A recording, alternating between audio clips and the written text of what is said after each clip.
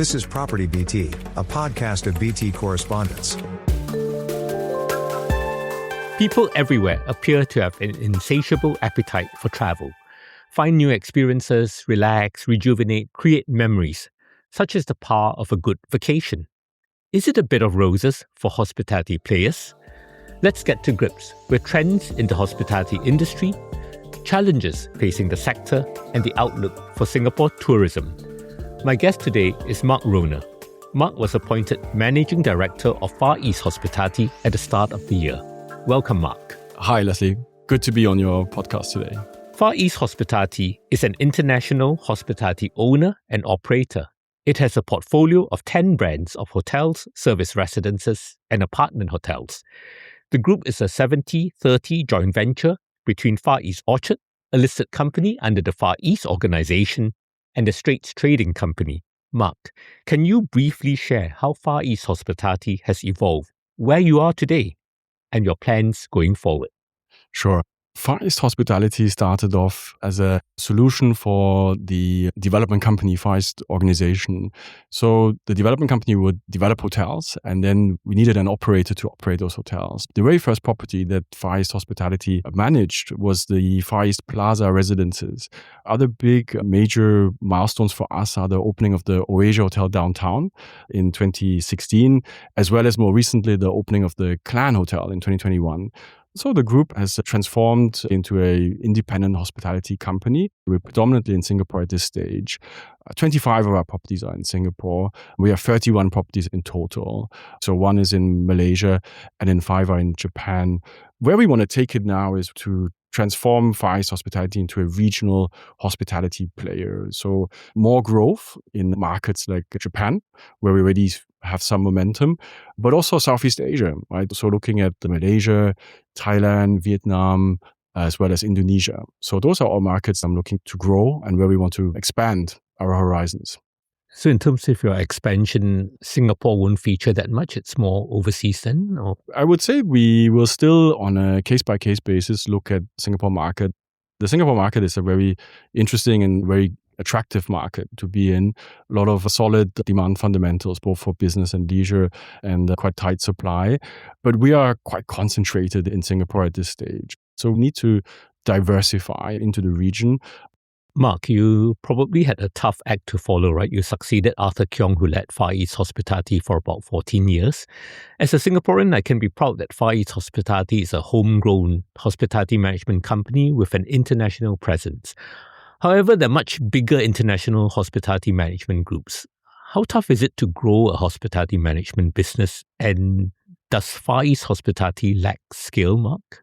Those are very good questions. I think maybe I'll start with the second part. I definitely think that we are in a position at the moment where we lack scale. We have built up scale in Singapore. I would say international scale is where we are lacking. We have 7,000 keys. So I would say we are like a medium-sized hospitality operator at this stage. But there's a certain amount of corporate services that we have and capabilities that we have that it will be better if we have a larger pool of properties that we manage and we can scale our resources more broadly across the portfolio. So I would say we are in a good space, but we can definitely grow further. In terms of how difficult it is to grow against the big boys, right? That's always a good question. I think there's room for a medium-sized hospitality player. So what differentiates us is that we are more hands-on. We really take pride in managing these properties very intensely, and we build capability on the management side. That goes into areas such as revenue management, loyalty, distribution, business intelligence, but also on the ground, we deliver customer service at a very high level. So I do think that there is a space for medium-sized hospitality players like us, the region. Interesting observations, Mark. Obviously, the tourism sector is an important one for Singapore. This sector creates many jobs. International visitor arrivals here hit 16.9 million and tourism receipts reached a record 32.8 billion Singapore dollars in 2025. But while visitor arrivals may rise further this year, tourism receipts could dip slightly. Mark, how has Singapore's hotel sector performed in the first half of 2026? Will the second half be stronger? I think the hotel sector performed quite well in the first half. Against all odds, I would say. We have quite a bit of headwinds, right? Geopolitically, we have Iran war. There has been some of the Middle East traffic going, through Dubai, Emirates, etc., coming into Singapore. But by and large, the first half has been solid. So the overall Singapore market grew by 4% in the first half, which is really a commendable result given the current environment. When it comes to the second half, I think we are cautiously optimistic at this stage that things could continue to be in a similar trajectory as in the first half. There's generally a lot of good events lined up for the second half. We have the Grand Prix, a lot of concerts that are taking place. Then we have things like Disney Adventure Cruise, which is ramping up still. Of course, I do need to mention that there are some headwinds as well. The increase in the fuel prices and the corresponding increase in airfares that has come from that, right? So we are seeing some of that affecting some of our source markets, notably from India, where we see an impact on the airfares, and that has an impact on the demand. As a whole, we are still optimistic that we can deliver some growth in H2 as well. Mark, one segment that Singapore is keen to grow is the meetings, incentives, conventions, and exhibitions, or MICE space. How do you see Singapore developing as a MICE destination, and how important is this segment for your hotels? Yeah, that's a good question. I think the Singapore city and government is really promoting the MICE market, and it's the right thing to do. It's definitely one of the pillars that we should pursue as a city. And we already are very strong in the MICE business as a city. And so it's quite natural that we will just continue to build out a competitive advantage. For us, MICE it depends on the hotel. So some hotels, they do have quite a bit of MICE business. Some of our rendezvous properties have quite a bit of meetings business, and they have meeting facilities. And then, of course, in Sentosa, we have a lot of meeting space there, which lends itself very much to company offsites and large format meetings, as well as smaller leadership meetings as well. Yeah, I guess going to Sentosa for offsite certainly sounds quite fun. Well, Singapore is investing a lot to improve its tourism offering, but Singapore can be an expensive city for visitors. Hotel operators here also confront high costs. Do read my article in the Level Ground in the Business Times, Bright Prospects for Singapore Tourism, but hotel players who need to fight hard to thrive. What can be concerning for hotel players here is not enough locals may be keen to pursue hospitality careers. Think about long hours, handling difficult customers, working at nights, on weekends, as well as holidays. Mark, are cost and manpower major issues for Singapore hoteliers? What more can be done to draw locals to the hospitality sector? Yeah, I think definitely cost and manpower are major issues. And when we are in a situation where we have lower growth on the top line, of course, increasing labor cost is something that impacts our margins as well. I think technology can help with this to some degree, right? So we have some initiatives, for example, digital check-in. We've implemented that across all our properties. And it's an example of where we are able to improve the overall experience and process for guests. The other thing we are looking at is digital concierge. So we have implemented now QR codes in all of our rooms, and there you can interact with us. You can chat with us. You can order room service. I think that's another example of where technology is really helping us to drive better outcomes for guests as well as for us on the operational side. But the other part of your question was on the how can we attract more local talent? That is a really important point. Yeah. And it's something that we as an industry, we constantly grapple with because it's very hard to get Singaporeans to join the hospitality industry. So one thing we are trying to do is to highlight what are some of the career paths that are possible and open for Singaporeans, right? And there's a number of career paths that are very interesting. So you could be revenue management, which is actually a career path that I myself chose when I started off. Even business development, we could actually get quite young grads into business development, but also areas like sustainability, like finance. These are all areas where we have interesting jobs in a regional as well as in a corporate function. But even at a property level, we also have an operational track, right? For example, I have a gentleman called Donald T. He started as an assistant front office manager back in 2022.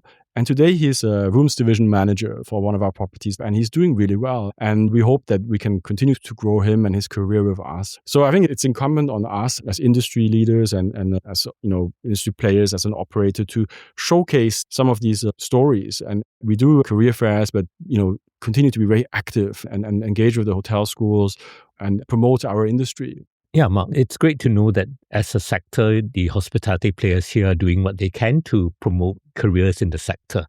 But within the industry itself, right, you obviously have the big international brands also operating here. So do you think Far East hospitality can compete effectively for staff with the likes of Marina Bay Sands and the major international hotel chains? Yes, actually, I do. There are two things, right? One is staff recruitment and the other is retention.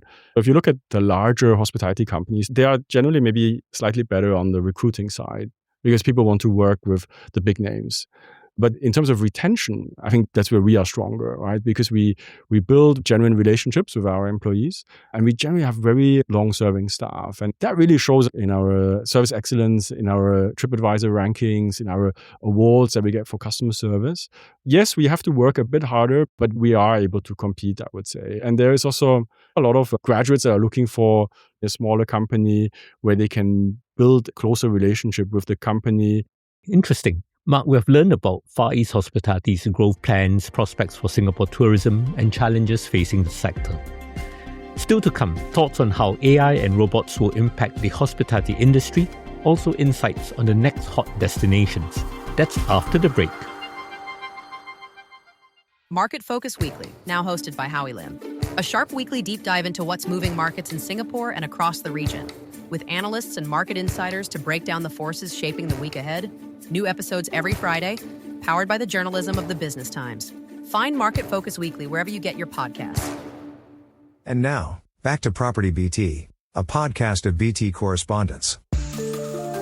Welcome back to PropertyBT. I'm Leslie Yee. Artificial intelligence, or AI, is disrupting many industries and jobs. Hey, AI can help us write better. I must make sure that AI cannot replace me in the workplace. Mark, how will the use of AI and robots impact the hospitality industry? I think we are all at danger of being replaced by AI. I think there's even AI CEOs now. But yeah, no, jokes aside, AI is obviously a major factor influencing overall the economy, different sectors. We're really sort of at the beginning of this whole AI movement. I think we're really in the early innings of this.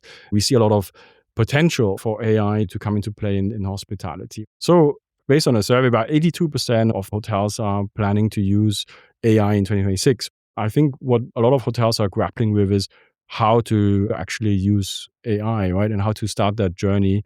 So the way we see it is AI can be used on a corporate side for things like revenue management, for example, forecasting, but also business intelligence. So there's definitely a corporate application. But even on the operations side, there's a lot of operational repetitive tasks that are done in many businesses, but definitely in our business. And I can give you a concrete example. In our central reservations department, we receive thousands of emails every year. And all those emails are like inquiries. So right now we have people who go through all those emails and then reply to each of those. But what we are working on now, and we're about to go live on this, is a solution using agentic AI as well as RPA, which is robotic process automation, to read all these emails, categorize them, and then to actually process them. So the agentic AI is able to connect to our central reservation system, craft an email response back to the customer, and then even deal with the reply and actually make the booking. So that's a really good example of how AI can actually drive better outcomes and productivity. So my reservation staff is now freed up to do more value-add activities. And agentic AI is working 24/7. So the response time is also significantly improved. So we see AI as something that's more in the background because hospitality business is really, at the end of the day, a people's business. And it's in the physical environment, the built environment. And that's one area that AI is not going to replace. Certainly the human touch, right? Yes. Mark, earlier you referred to your experience in revenue management, and obviously revenue is very key for any hotel, right? Do you think AI will make a big difference to how hotels maximize revenue from room inventory? Absolutely. I think AI has a huge impact on revenue management. We're just studying that at the moment because in 2027, we want to roll out an automated revenue management system.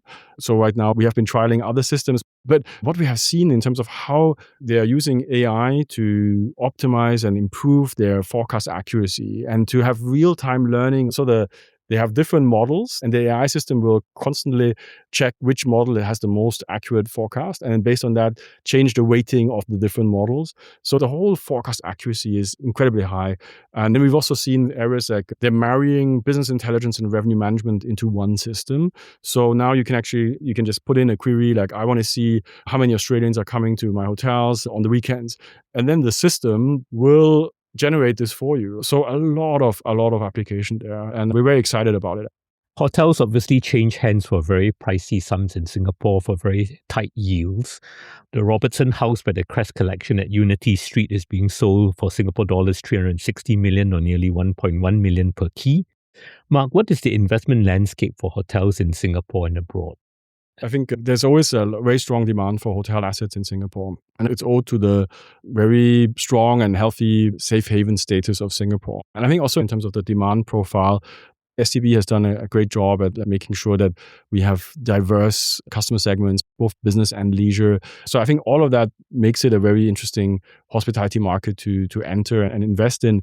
But at the end of the day, there are not many opportunities to buy hotels in Singapore. It's quite a tight market. There's not many hotels that are up for sale. So like transaction volume for this year is actually estimated about 1.3 billion.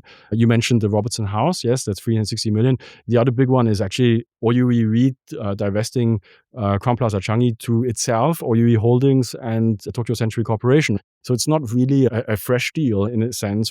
So the actual real arm's length deals they're not that many in Singapore. But I think it's an attractive market. And for us with Far East, we continue to develop hospitality assets as well, right? We developed Quincy House in 2024. So we see the overall market as strong. Do people approach you to buy your hotels in Singapore? Are they for sale? Here and there we do actually. So for the Clan Hotel, we have received a lot of interest actually in terms of on the demand side as well as on the investment side. So that's a very visible asset. But I think as a group, we are more long-term in terms of our hotel ownership exposure in Singapore. That's not to say that we can't recycle capital here and there, but I think, yeah. Mark, let's switch tack a bit. You can help us with some crystal ball gazing. Let us know the hidden gems in tourism. How is tourism evolving? Which are the top underrated travel destinations? The answer to this is always tourism is constantly evolving. What always is said is we're moving into a more experiential tourism phase, right? But I think a lot of the things in tourism are still the same, which is people are looking for exciting destinations and they're looking for great experiences in hotels that are personalized and also allow them to engage with the local community. So what we are seeing is that people are more and more well-traveled. They don't go to the very obvious destinations. They've already been there. And they're going now more increasingly to secondary cities and locations that are up and coming. So in Japan, we have Fukuoka, Sapporo, Kanazawa. So there's all this whole movement into the secondary cities, which is also something that we are looking at on the business development side because we actively looking for opportunities there because we want to follow our guests to those areas. What we notice is that the people are looking increasingly also for things that are around the hotel, not just looking for the actual hotel and the facilities and service, but also like what is the surrounding around the hotel. And certain markets, like the Chinese market, they are very sensitive to what is actually happening around the hotel. And if there's an interesting prata place or something that can get a lot of publicity, then that will actually end up driving a lot of demand for a certain hotel. So we're seeing the experiential part in that sense come out. Interesting. I guess the lust for travel is real, right? There's so much of the world to explore, so many places to visit, not enough time, not enough money. For those who work in hospitality, keeping the passion going for years can be tough. Mark, do you see yourself continuing to work in the hospitality industry for many more years? Would you recommend young people to pursue hospitality careers? Okay, the first question is yes, I do see myself staying in hospitality for many more years. And the second part is, yes, I think it's a very rewarding career. And I have spent my entire career in hospitality, but I've been in different parts of the sector. So I mentioned earlier on, I was in revenue management and then sales and marketing as well for a while. And then I moved into the real estate side, but still very much in the hospitality sector. So I was doing acquisitions and asset management for GIC for a number of years in London as well as then in Singapore. And then now more recently, I've been working with operators like Shangri-La for quite a few years, Frasers, and then now now Far East. So I continue to be very excited by this industry, and I hope to be able to inspire other young people to join this industry. And I think we have so much to offer because we have all those things that other industries have, but we also have the human touch. And I think for me, it's one of the most exciting industries to be in. Mark, I really appreciate your passion and your candor. Growth prospects in hospitality here can be bright, but challenges abound for hoteliers. Mark, it has been a pleasure having you share your insights. Thank you too for contributing to Singapore's vital hospitality sector. Many thanks, Mark, for being on the program. Thank you very much, Leslie, for having me on the program. It's been a real pleasure. That's it for PropertyBT this week. Happy property hunting. BT Correspondents will be back with an all-new episode on markets, so do subscribe to our channel and check it out.